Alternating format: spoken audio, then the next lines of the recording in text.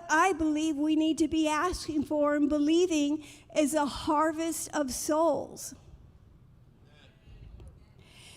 So I go on this walk. I take my dog on a walk like maybe 3 days ago. And when I go on a walk, I like to listen to podcasts. And one of my favorite podcasts is Terry Savelle. She's just always chipper, and I always get a little conviction because she's always talking about being organized.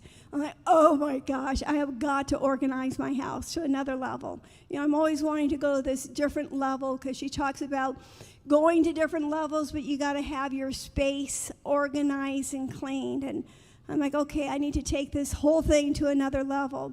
Well, it was only like a 10-minute podcast. Then all of a sudden, this other podcast comes up. And I'm like, well, maybe I should just be listening to whatever this is that popped up. It's Catherine Coleman interviewing Corrie ten Boom. Now, did you guys know who Catherine Coleman is? She was a famous healing evangelist. She's in heaven now. And Corrie ten Boom, if you know who she is, raise your hand. If you don't know who she is, raise your hand. Okay, so Corrie ten Boom was... she wrote the book bestseller called The Hiding Place. It was actually made into a movie. And she was from Holland. And during what was World War II and the Holocaust, her family was taking Jews and hiding them. They built a secret room. They could fit 8 of them. And as they hid them there, they were getting them placed into Switzerland, but getting them out because they're killing the Jews. It's 6 million Jews were killed. And on top of the 6 million Jews, there were 5 million other people. And I was looking through the list as I was studying because I knew I wanted to share this with you. Some of them were Jehovah's Witnesses. They were really after the Jehovah's Witnesses. But anybody that helped the Jews escaped. You know, they had a whole list of people that, you know, they gassed them in these concentration camps that they built. And it was really a horrific time. And it's, you know, now I hear they're trying to say that this didn't even exist. Well, I know it did. My dad fought in World War II. And, you know, this is real stuff that happened in our lifetime. And Corrie ten Boom, what happened, she was probably in her 50s when all this is going on. Her dad was 84, and she became a Christian at 5 years of age.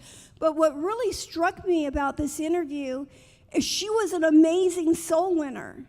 You know, I knew her history, that she was in the concentration camps, and I knew all about hiding the different things, but I didn't know till I heard this interview what a fabulous soul winner. And here are some things that happened. One thing that happened was she heard about 100 babies at an orphanage that were Jewish that they were going to kill. Well, there were also, she had these young people working for her like in high school age. She had like 30 of them helping her. And she told the one guy that she was real close with, Pete, saying, Pete, you got to get the gang together. We got to save these babies. And she said the way they saved them was there were a couple of the gazpacho guys, you know, that were, okay, what's the right word? Okay, that's a Gestapo. Thank you. Sounds delicious. Oh, thanks a lot. Okay. Hitler's guys. Let me just put it that way. Some of Hitler's guys. And they came because they heard that she was, you know, on the download, that she was getting people out. And they said, can you help us at all? We don't want to be killing the Jews. We don't want to work for Adolf Hitler anymore. And so they got them out on a farm. But they took their suits and they put them on this young guy, Pete, and his friends, so they could go in and get these babies. And what they do is they got 100 of them out, and then they go to different homes and stuff and say, if you don't take this baby, it's going to be killed. Well, who, you know, of course you're supposed to take the baby. And so they got them all placed. And the young kid just said, I love this. I love what I'm doing. I don't want to go back to school.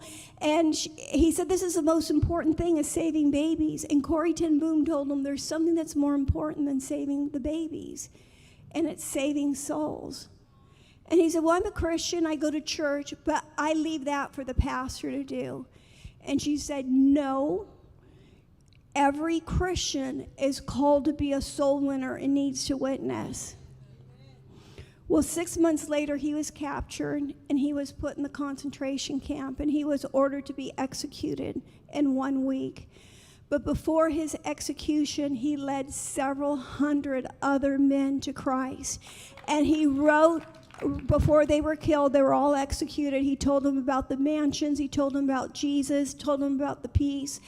And he wrote a letter back to Corrie ten Boom and said, you are right. The most important work is soul winning. The most important work we do here on planet Earth is winning souls and discipling people. Discipling is equally as important, because if they're not discipled, they're going to get their brains beat in.